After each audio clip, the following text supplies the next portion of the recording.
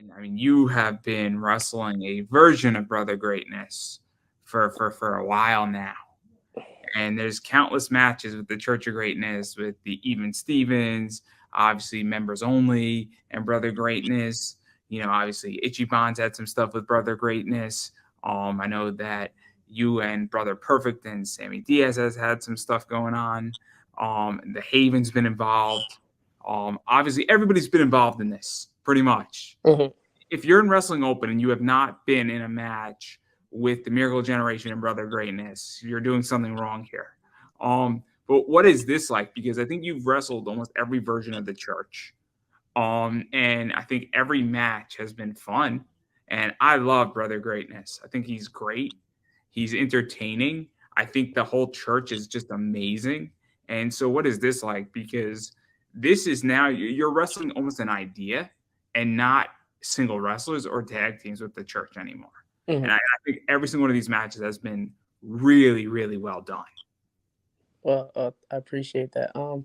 But just to not before we even touch on the stuff at Wrestling Over, I knew Brother Greatness before we was even a part of Beyond. It goes way back. His hatred and despise for me goes way back, all the way back to It's Texas deeply Strength rooted. Wrestling.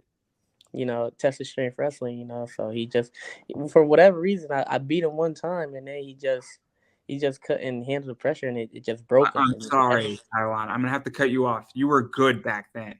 You weren't greatness yet.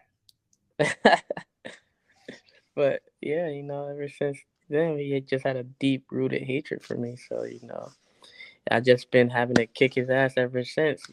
So he just won't stay down. That's one thing about Brother Greatness.